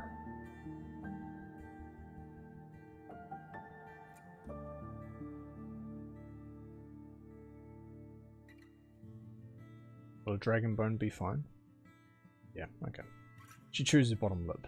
"I've never asked for so much, but if you insist," she orders the farmer to bring her a knife. After a few minutes, you hold a new pair of earplugs. "Looking for a place to sleep. We need another hut, and we have no space for it." She gazes at you with dry, tired eyes. "If you need a scrap of floor, go to the tavern." Why don't you move your traps to Foggy's?" "What's it to you?" She doesn't wait for your response. "Does her yard look like it had space for nets?" "Alright, okay." "Your friend, he's lost in thoughts." "Are you the only hunter around?" "But of course not. There's," she takes a suspiciously long pause, "7 of us. The tribe is small. We have enough food without daily trips. We catch too much meat, it spoils, so it's better to let the animals feel safe." You try to change the topic, but the man suddenly looks around and lowers his wolf's head. "Well, there's just one issue. 3 of my friends left the village just a few days ago, and they haven't returned yet. But they should. Ela is going to ask questions, and soon." What do you think about Ela? "I respect him. He took great care of me as an older brother. Our tale was an easy one, so I'd rather keep it to ourselves before you alert something back to him." "You worried about the other hunters?" He walks around from time to time, looking at you with an open mouth, not sure how to start. He takes off his heavy cloak and looks you in the eyes. "They left for a few days to seek and kill some big game. Each of them a different one, then bring all of them to me to judge." His confident voice falters when he mentions his own part. "The winner would have caught me the prey of the greatest size, rarity, and utility, and of the greatest threat." He turns away and lowers the wolf's mouth. "Tell me more about those 3. "They are hunters and fighters, but also close friends. If one of them was in trouble, the others would have done all they could to help. They've been a team for years. And we're planning to start a family this winter, you know?" their last big adventure before Dahlia's belly locks her at home. He gives you quite a tale of their deeds and features. Dahlia is the bravest of them all, with strong legs. She has simple ways and looks for beasts in the open, by the roads. Her hair is light and always tied in a single braid. Edmund is a man who seeks paths and camouflages, or paths and challenges. Jeez, getting blurry eyes already. He believes that seeking knowledge of the peninsula will bring the tribe ways to survive hardships. He is smaller than the others, and knows more about dressing the wild game than any of us.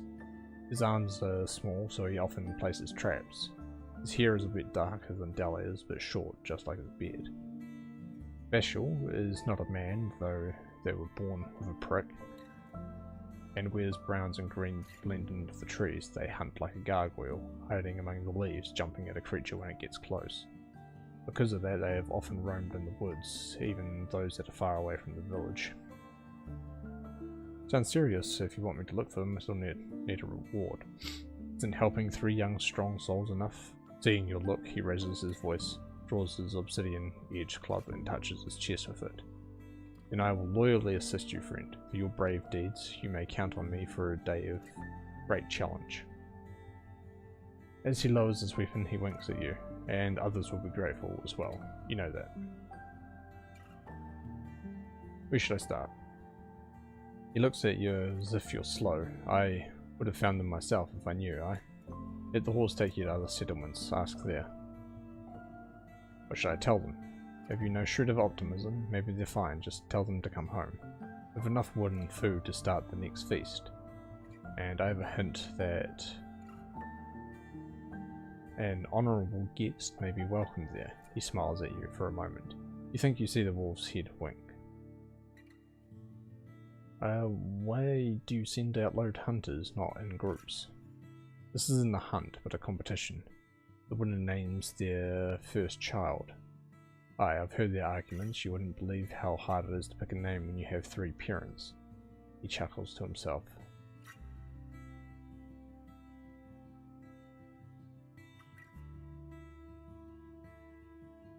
Once the memory fades, he gets serious again, but I can't disagree with you, friend. The first time in many years since my tribesfolk have gone on such a reckless trip, and I fear it may remind us why the peninsula is in a place for adventures. Okay, your assistants, how about some dragon bones? Well, I have none. Our village doesn't really trade. Okay. Does this rawhide belong to your tribe?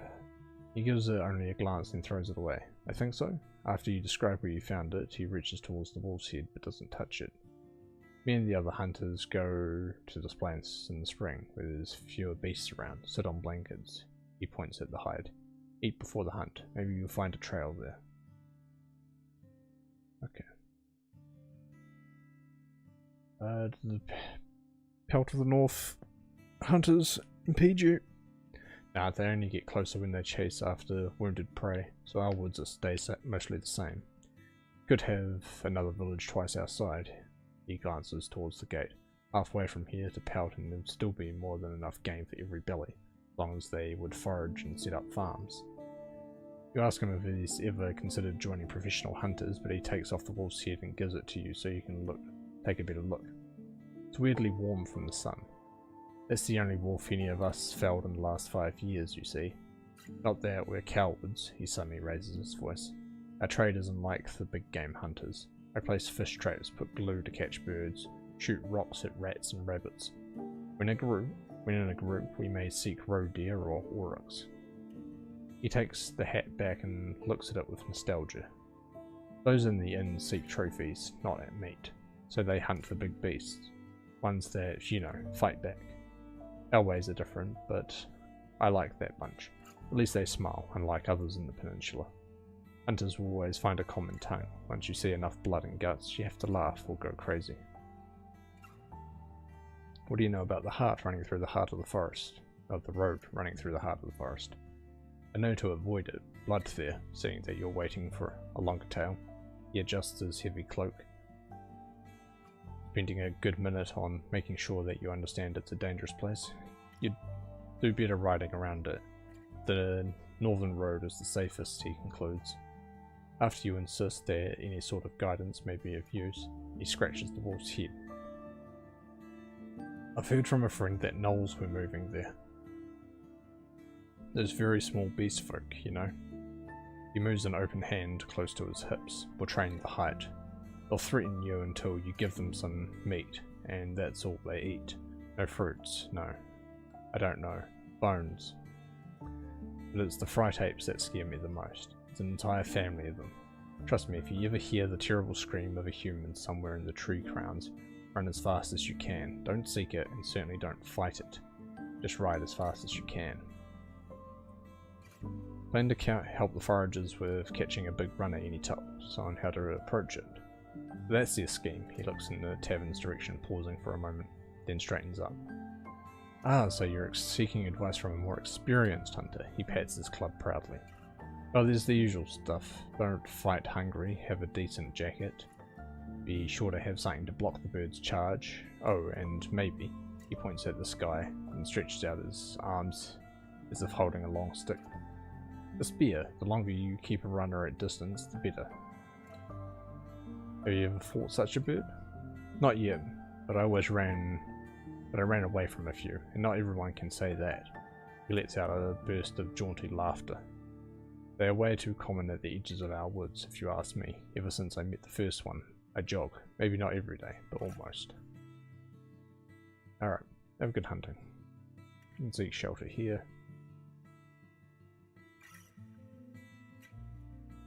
It's too dangerous to stay here. You can't sleep here, but still time to travel to a different spot.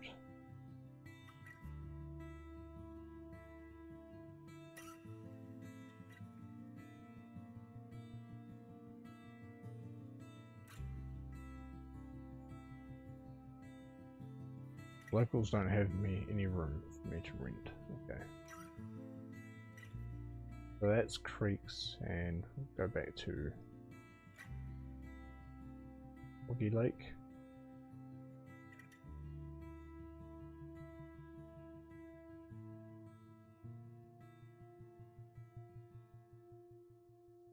Okay, but I can travel via this way.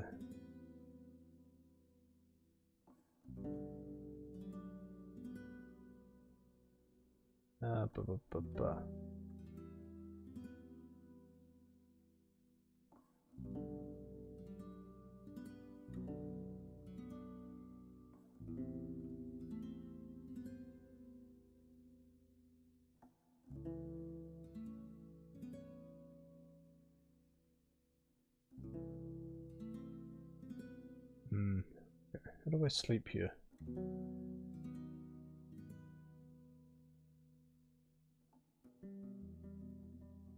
Ah, there we go.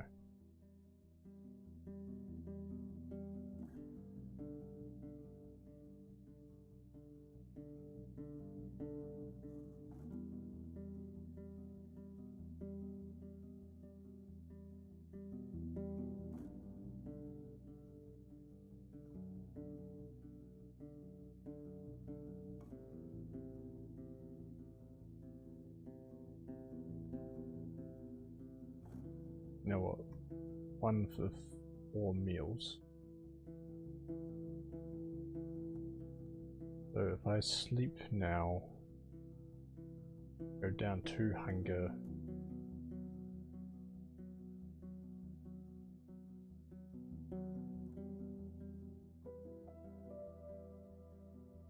It's better to stay healthy. Oh, I think we have to sell 7 dragons. Yeah, it's too good not to.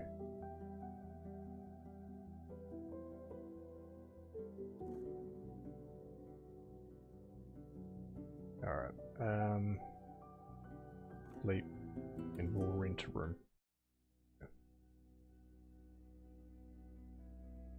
The sound of rain wakes you up briefly. Before you return to sleep, you think about your plans. Riding in the mud is difficult, so it will have a rough time, especially with the unpaved grounds. Maybe a good day to take a break in it. The monstrous shouts wake you up. The night is bright, and from the window of the tavern you have a good look at the yard. A few massive dragonlings are exploring the courtyard, knocking over wooden tools with their tails, putting their noses into buckets and underneath the stairs. You count 5 of them so far, but you can't see the entire area at once. One of them spots your look and moves closer. Still, it doesn't try to climb to the door. Maybe it's experienced enough to know it won't get through. Go back to sleep with an axe in my hand.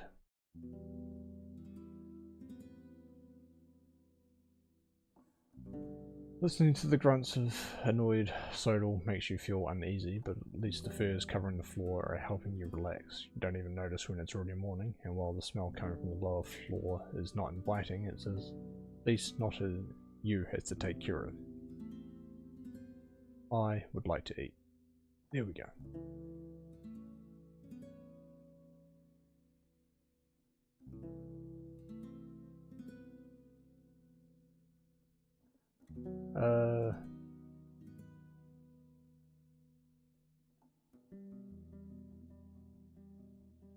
Yes, you have some sort of visions? He meets your eyes and straightens up, reaching out to you with his dirty hands. There. It rests on your shoulder, light like a bird. Your nose tells you that he hasn't washed in a few days. The right hears the prayers of the people, I mean, of the 10 cities, all tribes, and the Empress, and the blah blah blah blah blah. Starts to shake with his hope. Really getting religious stuff here. Okay. His voice gets stronger with every heartbeat, and a wide smile shows up under his beard. The right's test is behind us, and we, the sinners, have failed it. Now the days of atonement and of the new cities with the new tribes and the cleansed land. We, you know, have to fix ourselves, change what we can, weed out our sins and bring fresh hearts to the holiest Hill Carrier and let them guide us anew, with new tablets and prayers and a new church, the only church, yes. He steps in place, bursting with excitement. All the rivers will flow as one wave, and the new cities, the reborn city, will wipe out the barbarians. He spits on the ground and send them back to their chains. He points his hand south.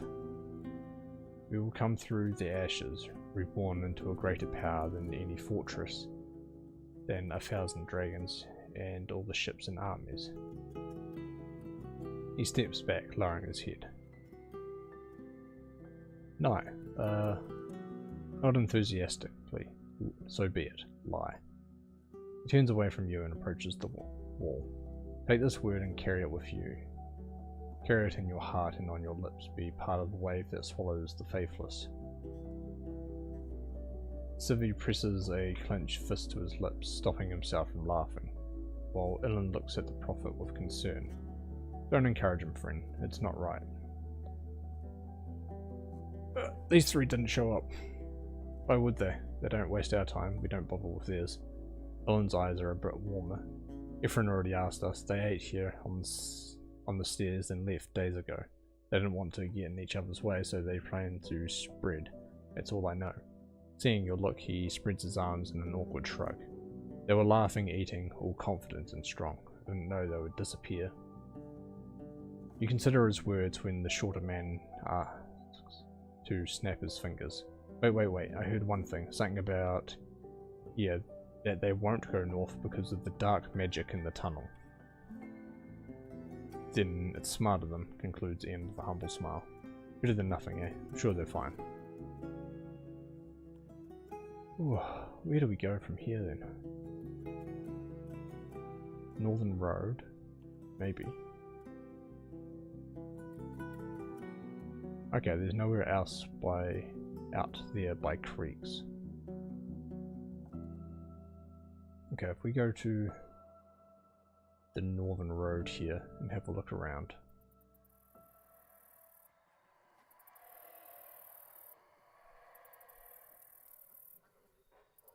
There's hardly any wind. The lake smells of reeds and wet. The howlers gather around you as you approach their tree. The smallest of them are hanging from the branches, while a few larger ones just get on the ground. Just in case I plug my ears.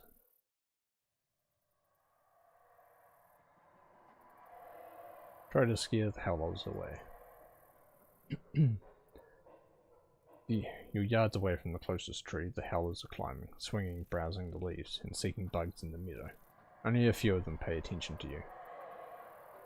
You can start with an attack from a distance, but there's no way for you to take down an entire pack. Best you can hope for is scaring them off. Alright. Quick save again. Don't want to use the crossbow yet, so let's throw a rock at them. You hit a few of them. 3 of the monkeys shouted everything in sight with an outraged complaint, then start to point at you. They howl even louder. A few jumps between branches. The largest ones land on the grass. The confused howlers step back, not sure why you are not running away. Shout at the monkeys and swing my arms. Your shout is overshadowed by furious howls. The monkeys take the first few steps forward. You get dizzy, but try to keep your movements swift and confident. The muffled sounds, while annoying, remain at the edge of your senses. You leap forward, reaching for my axe. You clash with one of the creatures, and the weapon lands on its shoulder. Your axe cuts fairly deeply. The beast jumps away, screaming, then tries to get away on its 3 other limbs. You make a few dangerous swings, keeping the other beasts at a distance. They try to surround you, but you manage to keep up with them. You're not sure you can protect yourself from all sides at once, especially without a shield, but for now you're in control. Next opponent. You look around, but there are no more creatures. No more creatures try to approach you. You step forward and raise your blade. The wounded monkeys run away, and the others follow soon after. You don't look back. You doubt they'll forget the threat you pose. Put the weapon away. Search the area looking for traces of the rawhide's owner. After half an hour you find no corpse, but the trail of the flight tells you enough. A human was dining near the tree. A large cat jumped on them and dragged them through the meadow north. For a few minutes you follow the broken blades of tall grass, losing track more than once, deceived by the paths used by the howlers, which are now following your march anxiously. You reach a gully, then to a thick forest growing in a cauldron-shaped basin. The branchy trees are taller than 3 houses placed on one another. The beast dragged the human through the thicket, and the scratched skin left blood on the edges of the twigs. You consider walking in, but as you look around, the howlers are getting more numerous and confident, sitting on every tree in sight, threatening you with their shouts.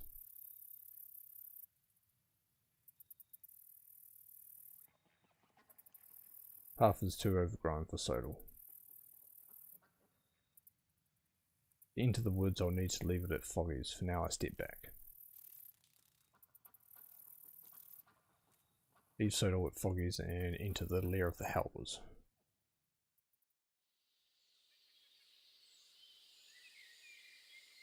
You're more used to Sodal's trot than your own gait. You rush forward as if you're tracking your next meal or delivering a message.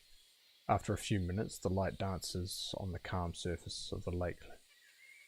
Light dancing on the calm surface of the lake lures your eyes, and the whispering meadow calms your breath. I need no calming down. The less time I spend on the road, the better. You warm up your shoulders and focus on any movement that could belong to a lurking beast. You reach the trail of blood again, then the gully. The shadows cast by the trees make you aware, but not worried. You make sure your belts and cords are properly attached. The axe's handle is solid, the head is firmly attached. Having no horse, you find a way to squeeze through the thicket into the gully.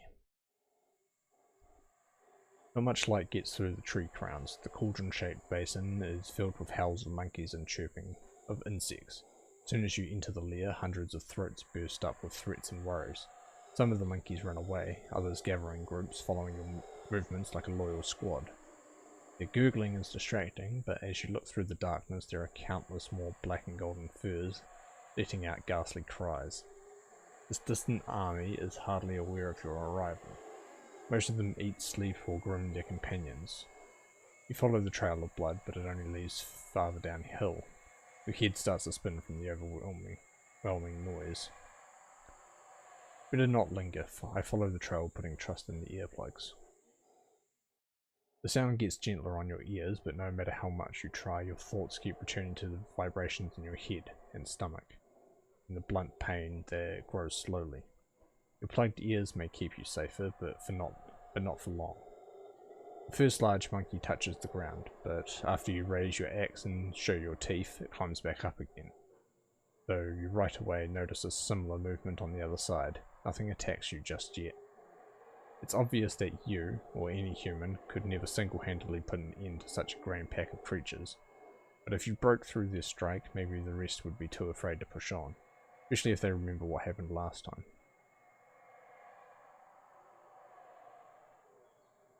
I may never get so far again. I need to use this opportunity.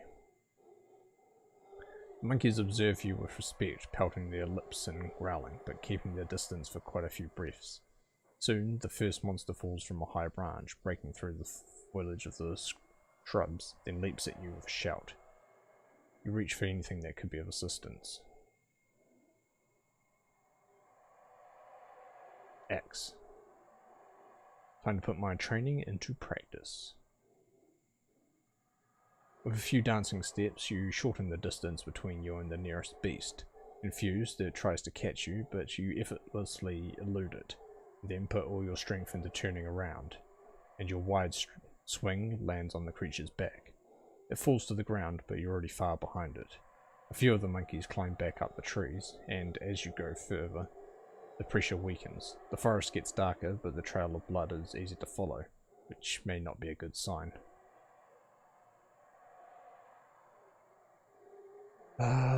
Do I want to rely on the crossbow?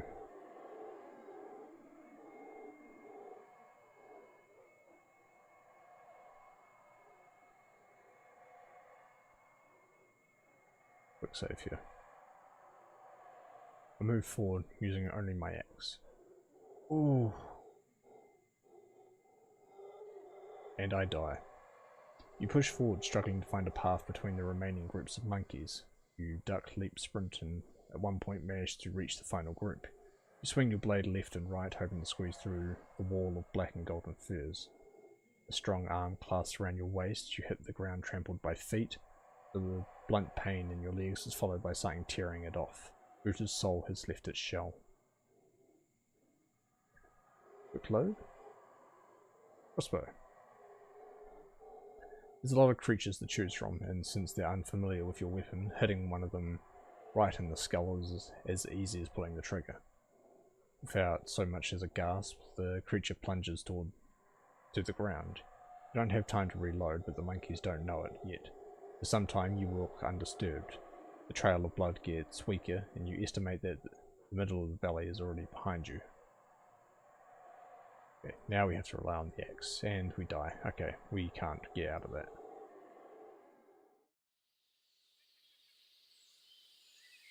Okay, into the valley.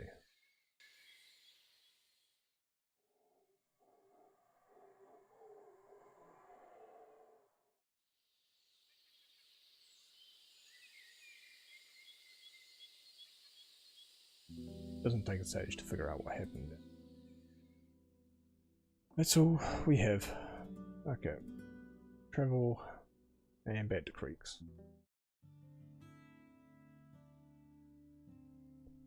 Different about the hunters.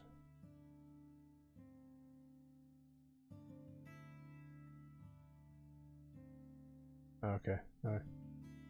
Not getting jack shit from them, eh? Okay. I need to find all the hunters then, I guess. Back to Foggy Lake.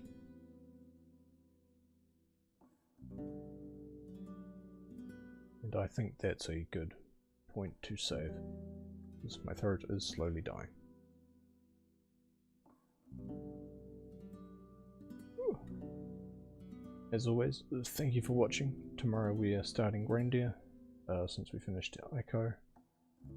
I will see you there, and I'm going to go take a big long sleep. Bye bye.